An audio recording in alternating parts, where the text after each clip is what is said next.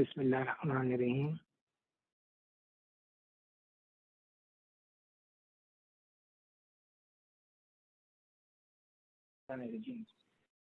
بسم اللہ الرحمن الرحیم۔ یہ سورہ شعراء کی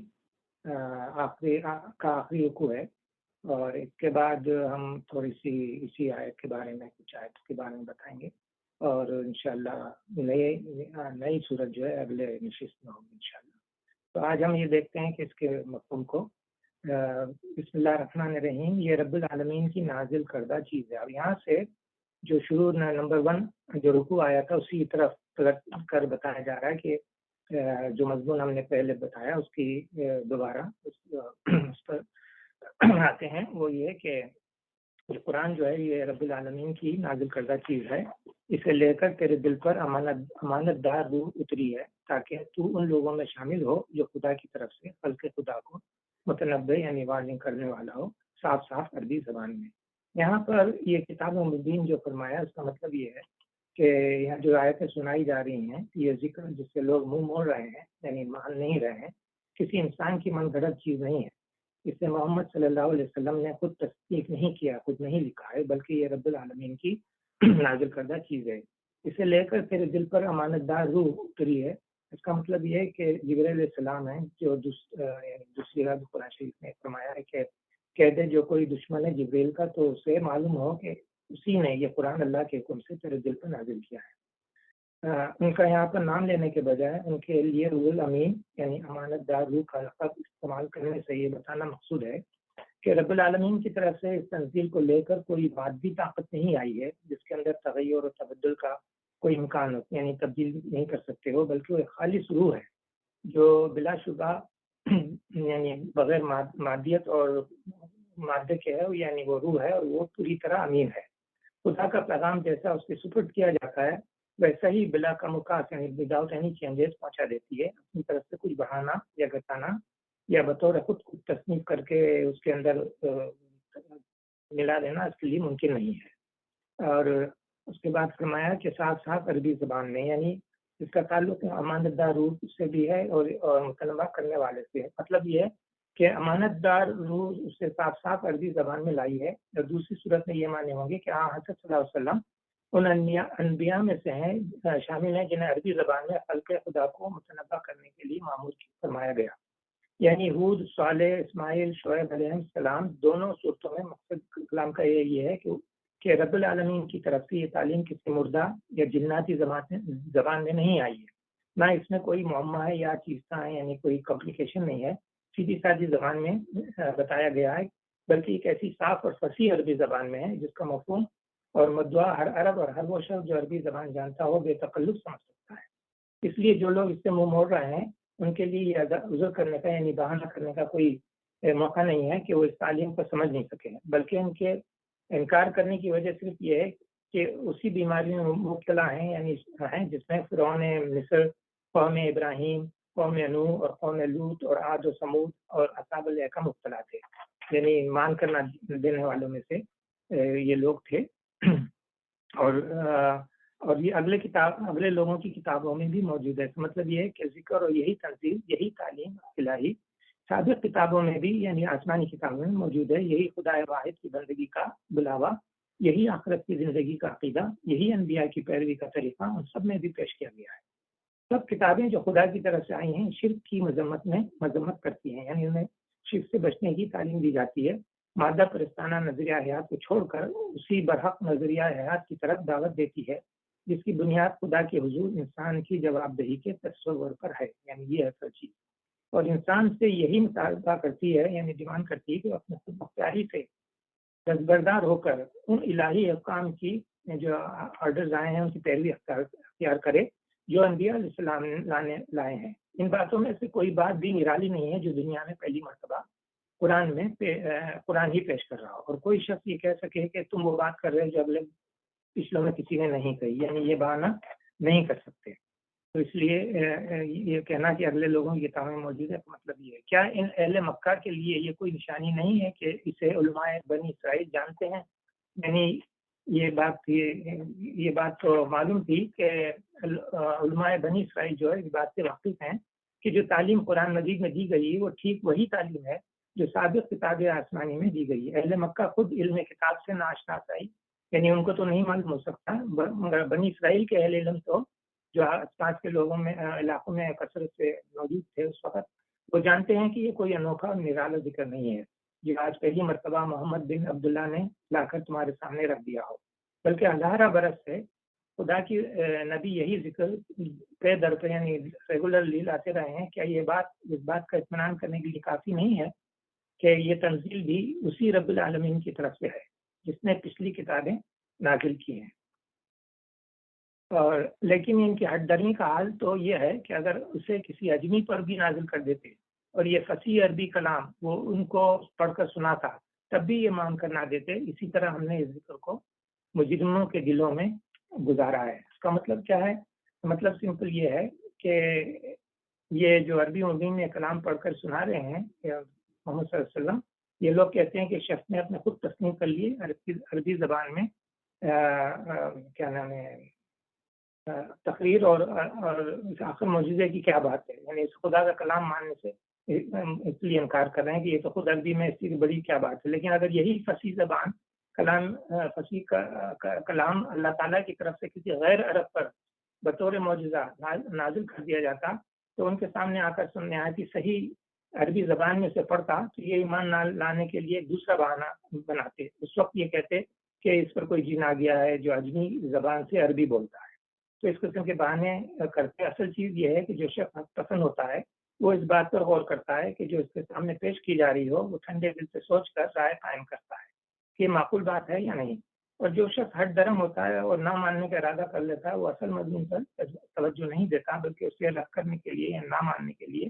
طرح طرح کے ہیلے بہانے تلاش کرتا ہے۔ اس کے سامنے بات خواہ کسی طریقے سے پیش کی جائے وہ بہرحال اسے جھٹلانے کے لیے کوئی نہ کوئی وجہ پیدا کرے گا۔ کفار قریش کی اس ہٹ درمی کا پردہ قرآن مجید میں کئی جگہ پر فاش کیا گیا، یعنی کئی جگہ بتایا گیا ہے، اسے صاف صاف کہا گیا ہے کہ تم ایمان لانے کے لیے معجزہ دکھانے کی شرط آخر کس منہ سے لگاتے ہو؟ تم تو وہ لوگ ہو کہ تمہیں خواہ کوئی چیز دکھا دی جائے تم اسے جھٹلانے کے لیے کوئی بہانہ نکال لو گے، کیونکہ دراصل تمہیں حق بات مان کر نہیں دینی ہے۔ جیسے کہ سورہ نام میں فرمایا، اگر ہم تیرے اوپر کاغذ میں لکھی ہوئی کوئی کتاب نازل کر دیتے اور یہ لوگ اسے اپنے ہاتھوں سے چھو کر بھی دیکھ لیتے تو جن لوگوں نے نہیں مانا وہ کہتے ہیں کہ یہ تو کھلا جادو ہے۔ اور اسی طرح سورہ الحجر میں آیا، اور اگر ہم ان پر آسمان کا کوئی دروازہ کھول بھی دیتے اور یہ اس میں چڑھنے لگتے تو یہ کہتے کہ ہماری آنکھوں کو دھوکا ہو رہا ہے بلکہ ہم پر جادو کر دیا گیا ہے۔ تو یہ جو اسی طرح ہم نے اس ذکر کو مجرموں کے دلوں میں گزارا ہے، مطلب یہ ہے کہ یہ اہل حق کے دلوں کی طرح تسکین روح اور شفا قلب بن کر ان کے اندر نہیں اترتا بلکہ ایک گرم لوہے کی سوراخ بن کر ان کی اس طرح گزرتا ہے جیسے شفا ہو جاتے ہیں، اور اس کے مضامین پر غور کرنے کے بجائے اس کی تردید کرنے کے باہر سے یعنی بہانے ڈھونڈنے لگتے ہیں، ایکسکیوز لے آتے ہیں۔ آگے فرمایا کہ وہ اس پر ایمان نہیں لاتے جب تک عذاب علیم نہ دیکھ لیں، پھر جب وہ بے خبری میں ان پر آ پڑتا ہے تو اس وقت وہ کہتے ہیں کہ کیا اب ہمیں کچھ مہلت مل سکتی ہے، یعنی یہ ان کی حالت ہے۔ ایک منٹ، یعنی عذاب دیکھ کر ہی مجرموں کو یقین آیا کرتا ہے کہ واقعی پیغمبر نے جو کچھ کہا تھا وہ سچ تھا۔ اس وقت وہ حسرت کے ساتھ ہاتھ مل کر کہتے ہیں کہ کاش اب ہمیں کچھ مہلت مل جائے، حالانکہ مہلت کا وقت گزر چکا ہوتا ہے۔ یہ تھی یہاں پر ان کی حالت کہ یہ ماننے کے بجائے یہ عذاب کی جلدی کرتے ہیں۔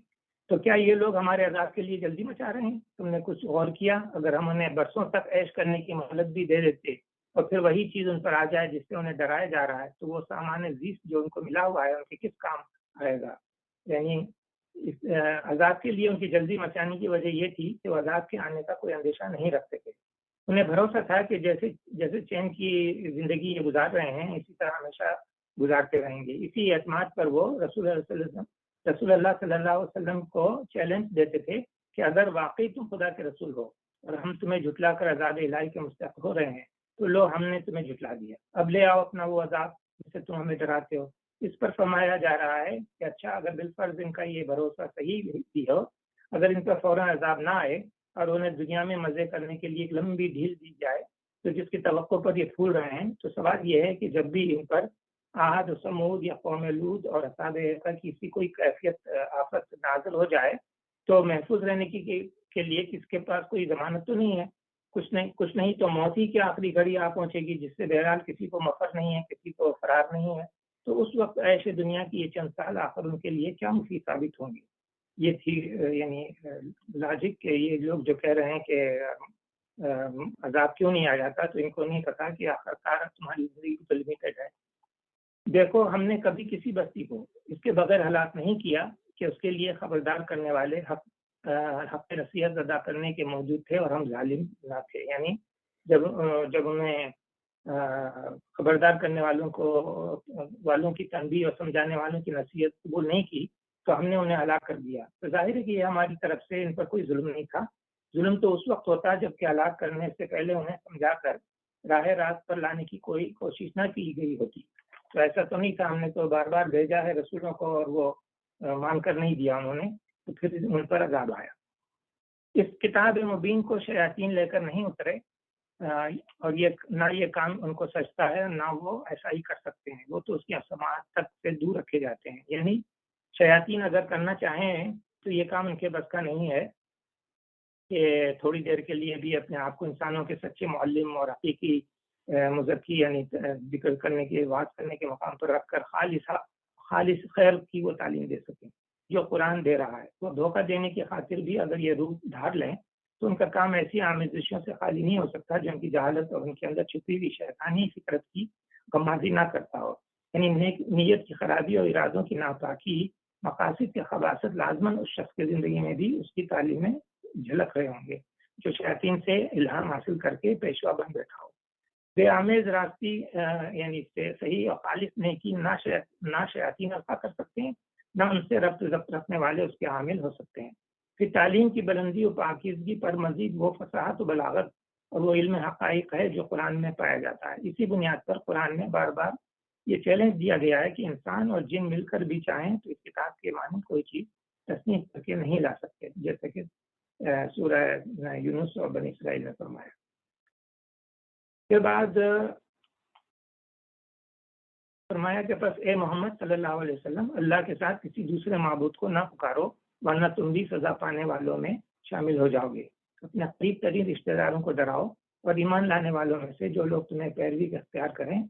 یعنی جو فالو کریں ان کے ساتھ تواضع سے پیش آؤ، لیکن اگر وہ تمہاری نافرمانی کریں تو ان سے کہہ دو کہ جو کچھ تم کرتے ہو اس سے میں بری ذمہ ہوں، یعنی آئی ایم ناٹ ریسپانسبل۔ اور اس زبردست اور رحیم پر توکل کرو جو تمہیں اس وقت دیکھ رہا ہوتا ہے جب تم اٹھتے ہو اور سجدہ گزار لوگوں میں تمہاری نقل و حرکت پر نگاہ رکھتا ہے، اس کو کچھ سننے اور جاننے والا ہے۔ یہاں یہ جو فرمایا کہ محمد صلی اللہ علیہ وسلم اللہ کے ساتھ کسی دوسرے معبود کو نہ پکارو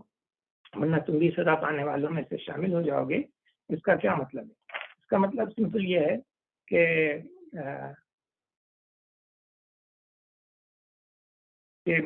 خدا نخواستہ محمد صلی اللہ علیہ وسلم جو ہیں ان کو یہ نہ لیا جائے کہ وہ کوئی شرک کریں گے۔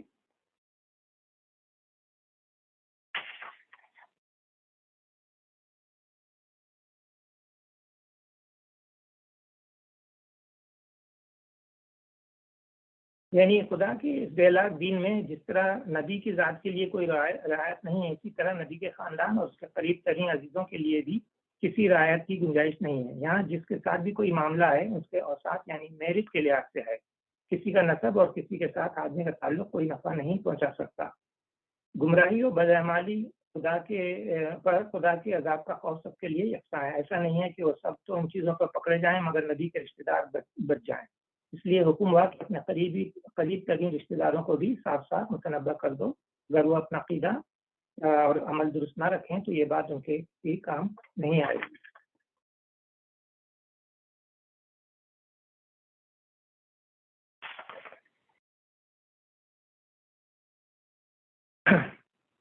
بس اے محمد صلی اللہ علیہ وسلم اللہ کے ساتھ کسی دوسرے معبود کو نہ پکارو ورنہ تم بھی سزا پانے والوں میں شامل ہو جاؤ گے، اور اپنے قریب ترین رشتہ داروں کو ڈراؤ اور ایمان لانے والوں میں سے جو لوگ تمہاری پیروی کریں اور پیروی اختیار کریں ان کے ساتھ تواضع سے پیش آؤ، لیکن اگر وہ تمہاری نافرمانی کریں تو اس سے کہہ دو کہ جو کچھ تم کرتے ہو اس سے میں بری ذمہ ہوں۔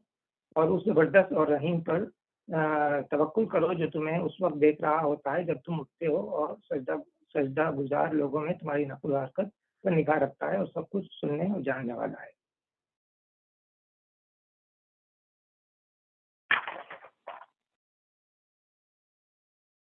یعنی جب آپ نماز پڑھنے یا جماعت میں اپنے مقتدیوں کے ساتھ اٹھتے اور بیٹھتے ہیں اور رکوع سجود کرتے ہیں، اس وقت اللہ تعالیٰ آپ کو دیکھ رہا ہوتا ہے۔ دوسری یہ کہ جب راتوں کو اٹھ کر آپ اپنے ساتھیوں کو، جن کے لیے سجدہ گزار کا لفظ استعمال ہوا ہے،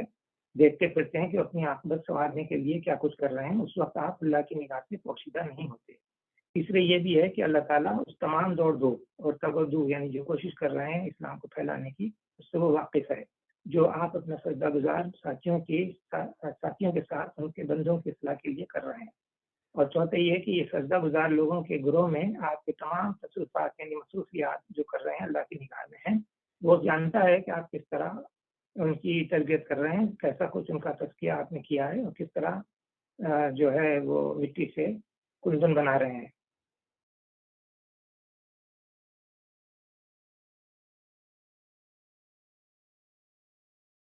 تو اللہ تعالیٰ کو یہ مانا کہ وہ دیکھ رہا ہے، اس کا مطلب یہ ہے کہ اللہ تعالیٰ کی نظر میں ہر ایک کی کوششیں واضح ہیں۔ لوگوں کیا میں تمہیں بتاؤں کہ شیاطین کس پہ اترا کرتے ہیں؟ وہ ہر جال ساز بدکار پر اترا کرتے ہیں، سنی سنائی باتیں کانوں میں پھونکتے ہیں اور ان میں سے اکثر جھوٹے ہیں۔ یہاں پر مراد کاہن اور جوتشی لوگ ہیں، جو عامل قسم کے لوگ جو غیر دانی کا ڈھونگ رچاتے پھرتے ہیں، گول مول لچھے دار باتیں کرتے ہیں، لوگوں کو قسمتیں بتاتے ہیں، لوگ پوچھتے ہیں کہ آئندہ کیا ہوگا ان کے ساتھ، یا سیانے بن کر جنوں اور روحوں اور موکلوں کے ذریعے سے لوگوں کی بگڑی بنانے کا کاروبار کرتے ہیں، یعنی مستقبل کا یعنی فیوچر کی بارے میں لوگوں کو جھوٹی باتیں بتا کر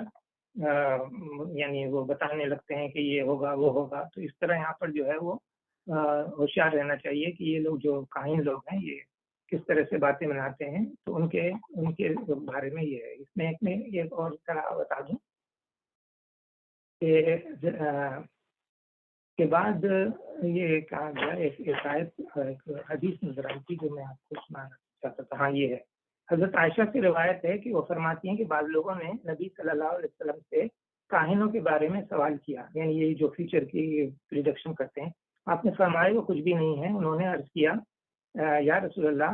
بعض اوقات تو وہ ٹھیک بات بتا دیتے ہیں۔ حضور صلی اللہ علیہ وسلم نے فرمایا وہ ٹھیک بات جو ہوتی ہے اسے کبھی کبھار جن لے اڑتے ہیں اور جا کر اپنے دوست کے کان میں پھونک دیتے ہیں، پھر وہ اس کے ساتھ جھوٹ کی بہت سی آمیزش کر کے ایک داستان بنا کر پیش کر دیتے ہیں۔ تو یہ تھی وہ بات جو حدیث جو آپ سے شیئر کرنی تھی۔ اس کے بعد یہاں پر فرمایا کہ رہے شعراء یا شاعر کی جمع شعراء ہے تو ان کے پیچھے بیٹھے ہوئے لوگ چلا کرتے ہیں، کیا تم دیکھتے نہیں ہو کہ وہ ہر وادی میں بھٹکتے ہیں اور ایسی باتیں کہتے ہیں جو کرتے نہیں ہیں، بجز ان لوگوں کے جو ایمان لائے اور جنہوں نے نیک عمل کیا اور اللہ کو کثرت سے یاد کیا، اور جب ان پر ظلم کیا گیا تو صرف بدلہ لے لیا، اور ظلم کرنے والوں کو قریب معلوم ہو جائے گا کہ کس انجام سے وہ دو چار ہوتے ہیں۔ یہاں پر ایک ذرا غور کیجیے کہ شعراء کے بارے میں جو فرمایا رہے شعراء ان کے پیچھے بیٹھے ہوئے لوگ چلا کرتے ہیں۔ اس زمانے میں محمد صلی اللہ علیہ وسلم کے زمانے میں زمانہ جاہلیت کے شعراء جو تھے بہت سے حیات بھی تھے اور بہت سے گزر چکے تھے، جیسے ابوالقیس وغیرہ، اور بہت سے لوگ جو زندہ تھے ان میں بھی یہ باتیں تھیں کہ وہ شاعری میں قبائلی منافرت، نفرت کی باتیں، جگ و جدل کے قصے، نسلی فخر و غرور کی، نیکی کی بھلائی میں بہت کم ہوتی تھی، جھوٹ، مبالغہ، بہتان کی جو بے جاد تعریف، ڈینگے مارنا، تان، بھکتیاں اور مشرکانہ خرافات جو ہے شاعری کے رگ رگ میں پیوست تھیں۔ اسی لیے نبی صلی اللہ علیہ وسلم کی رائے میں اس شاعری کے متعلق یہ تھی کہ تم میں سے کسی شخص کا قول پیپ سے بھر جانا اس سے زیادہ بہتر ہے کہ اس شعر سے بھرے۔ تاہم جس شعر میں کوئی اچھی بات ہوتی تو آپ اس کی داد بھی دیتے تھے، اور آپ کا ارشاد تھا کہ بعض اشعار حکیمانہ ہوتے ہیں۔ تو یہ بات ہے کہ ایک مرتبہ ایک صحابی نے 100 شعر قریب 100 عمدہ شعر سنائے، تو آپ سنتے رہے اور آپ فرمانے لگے اور سناؤ۔ تو یہ تو تھی شاعروں کے بارے میں۔ اور یہ بھی تھا کہ جو لوگ شاعر نہیں تھے حضور صلی اللہ علیہ وسلم کے ساتھ لگے رہتے تھے، ان کی تہذیب، شرافت، راست بازی، خدا ترسی لوگ دیکھ رہے تھے، بات بات میں ذمہ داری کا احساس، برتاؤ میں لوگوں کے حقوق کا پاس و لحاظ، معاملات میں کمال درجے کی دیانت اور امانت، اور زبان میں جب زبان کھلتی تو خیری کے لیے کھلتی، شر کا کلمہ کبھی ان سے ادا نہیں ہوتا۔ سب سے زیادہ یہ کہ ان لوگوں کو دیکھ کر صاف معلوم ہوتا تھا کہ ان کے سامنے ایک بلند اور پاکیزہ نصب العین ہے، جس دھن میں یہ رات دن لگے ہوئے ہیں، اور ان کی ساری زندگی مقصد عظیم کے لیے وقف ہے۔ تو یہ فرق تھا زمانہ جاہلیت کے شعراء کا اور حضور صلی اللہ علیہ وسلم کے ساتھیوں کا، جس کی وجہ سے یہاں فرمایا کہ یہ ہر وادی میں بھٹکتے پھرتے ہیں۔ تو مراد یہ ہے کہ یہاں پر یہ سمجھ لیا جائے کہ کس طرح سے جہالت کے شعراء جو تھے وہ کیا کرتے تھے اور کس طرح سے ان کی مذمت کی گئی ہے۔ رہا یہاں بجز ان لوگوں کے جو ایمان لائے اور جنہوں نے نیک عمل کیے اور اللہ کو کثرت سے یاد کیا، جب ان کا ظلم کیا گیا تو صرف بدلہ لیا، اور ظلم کرنے والوں کا عنقریب معلوم ہو جائے گا کہ کس انجام سے دو چار ہوتے ہیں۔ یہاں پر جو ہے شعراء کی اس عام مذمت کے بعد جو مستثنا یعنی ایکسیپشن کیا گیا وہ چار باتیں بتائیں گے۔ وہ یہ ہے، اول یہ کہ وہ مومن ہوں، یعنی اللہ اور اس کے رسول اور اس کی کتابوں کو سچے دل سے مانتے ہوں، آخرت پہ یقین ہو۔ دوسرے یہ کہ اپنی عملی زندگی میں صالح ہوں، بدکار اور فاسق و فاجر نہ ہوں، اخلاق کی بندشوں سے آزاد نہ ہوں۔ تیسرے یہ کہ اللہ کو کثرت سے یاد کرنے والے ہوں، اپنے عام حالات و اوقات میں بھی اور اپنے کلام میں بھی۔ یہ نہ ہو کہ شخصی زندگی تو زہد و تقویٰ سے آراستہ ہے، مگر کلام سراسر شراب و حوث ناکی سے لبریز سے، اور یہ بھی نہ ہو کہ شعر میں کوئی بڑی حکمت و معرفت کی باتیں بغاری جاری ہوں، مگر ذاتی زندگی کو دیکھے تو یاد خدا کے سارے آثار سے خالی ہو۔ حقیقت یہ ہے کہ یہ دونوں حالتیں جو ہیں یکساں مضموم ہیں۔ ایک پسندیدہ شاعر وہی ہے جس کی نجی زندگی بھی خدا کی یاد سے معمور ہو، اور شاعرانہ قابلیتیں بھی اس راہ میں وقف رہے ہیں جو خدا سے غافل لوگوں کی نہیں بلکہ خدا شناس، خدا دوست اور خدا پرست لوگوں کی راہ میں ہے۔ چوتھی جو کوالٹی بیان کی گئی ہے شاعروں کی وہ یہ ہے کہ وہ شخص اغراض کے لیے کسی کی ہجو نہ کرے، نہ ذاتی یا نسلی و قومی عصیبتوں کی خاطر انتقام کی آگ بھڑکائے، مگر جب ظالموں کے مقابلے میں حق کی بات حمایت کریں تو ضرورت پیش آئے تو پھر زبان سے وہی کام لیں جو ایک مجاہد تیر و شمسی سے کام لیتا ہے۔ اس کے متعلق روایت میں آتا ہے کہ کفار و مشرکین کے شاعر اسلام اور نبی صلی اللہ علیہ وسلم کے خلاف الزامات کا جو طوفان اٹھاتے اور نفرت اور عداوت کا جواب جو زہر پھیلاتے تھے، اس کا جواب دینے کے لیے حضور خود شعراء اسلام کی ہمت افزائی فرمایا کرتے تھے۔ چنانچہ کعب بن مالک سے آپ نے فرمایا کہ ان کی بھی ہجو کرو، کیونکہ اس خدا کی قسم جس کے قبضے میں میری جان ہے، تمہارا شعر ان کے حق میں تیر سے زیادہ تیز ہے۔ حضرت حسان بن ثابت رضی اللہ تعالیٰ عنہ سے فرمایا ان کی خبر لو اور جبریل تمہارے ساتھ ہے، کہو اور روح القدس تمہارے ساتھ ہے۔ آپ کا ارشاد تھا کہ مومن تلوار سے بھی لڑتا ہے اور زبان سے بھی۔ تو یہ یعنی بات جو تھی وہ اس بات کے لیے کافی ہے کہ شعراء جو بہکے ہوئے لوگ ہوتے ہیں، اس کا مطلب کیا تھا کہ زمانہ جاہلیت میں جو ان کی کوالٹیز تھی وہ اس کی طرف اشارہ ہے، اور جو لوگ حضور صلی اللہ علیہ وسلم کے ساتھ جیسے حسان بن ثابت جو ہے جنگوں میں بھی جہاد ہوتا تھا تو اس میں حضور صلی اللہ علیہ وسلم ان کو کہتے تھے کہ دشمنوں کے لیے ان کو ہجو کر کے ان کی ہمتیں پست کرو، تو اس میں اشعار کہتے تھے۔ اور حسان بن ثابت وہ مشہور شاعر ہیں جو حضور صلی اللہ علیہ وسلم کے ہمیشہ ساتھ رہے ہیں، اور یہ ان کی عمر تقریباً کوئی 60 سال تھی جب وہ ایمان لائے حضور کے ہاتھوں، اور حضور کے انتقال کے بعد بھی وہ تقریباً 60 سال زندہ رہے۔ کوئی کہتے ہیں کہ 118 یا 120 سال کی عمر میں ان کا انتقال ہوا۔ حسان بن ثابت کی ایک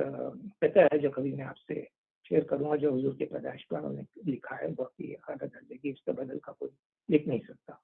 تو الحمدللہ آج اس سورہ شعراء کا آخری رکوع ختم ہوا، اور اس کے بعد میں آپ کو پھر تھوڑی سی ایسی اس کی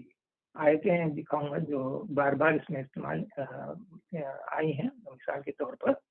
ریپیٹڈ آیت ہے سورہ شعراء میں، یہ 4 دیکھیے، ان فی ذلک لآیہ وما کان اکثرهم مؤمنین، یہ دیکھیے 4 بار اس پورے سورہ میں ریپیٹ کیا گیا ہے۔ بے شک اس میں البتہ نشانی ہے، ان میں سے اکثر نہیں ہیں ایمان والے، یعنی یہ لوگ ایمان لانے والے نہیں ہیں، حالانکہ ان کے لیے یہ اس میں نشانی ہے۔ ایک تو یہ، اور ان ربک لہ العزیز الرحیم جو ہے، یہ میرا خیال ہے 1 2 3 4 5 7 8 بار ریپیٹ ہوا ہے، اور بے شک تمہارا رب البتہ غالب ہے، نہایت ہی مہربان۔ اور اس کے بعد یہ 4 بار انی لکم رسول مبین بھی ریپیٹ ہوا ہے 5 بار، بے شک میں تمہارے لیے امانت دار رسول ہوں۔ تو بالکل اسی طرح پورے قرآن شریف میں کئی آیتیں ایسی ہیں جو ریپیٹ ہوئی ہیں، میں ان سب کا یہاں پر تذکرہ آج نہیں کروں گا، انشاءاللہ کبھی جمع شدہ ہے آپ کو دکھاؤں گا، لیکن جس طرح مثال کے طور پر فبئی اعلیٰ ربکما تکذبان میں 31 بار سورہ رحمان میں ریپیٹ ہوا ہے۔ تو ایسی ریپیٹیڈ آیات جو ہیں اس سے یاد کرنے میں، اس کے معنوں کو ذہن میں یاد کرنے کے لیے آسان ہو جاتی ہیں۔ تو اکثر آپ جو ہیں یہ اگر دیکھتے رہا کریں تو بے شک اس کے معنی نافی ذالکہ، تو اس کے ہر لفظ کے بھی معنی آپ کو یاد ہونے لگیں گے انشاءاللہ۔ صدق اللہ العظیم۔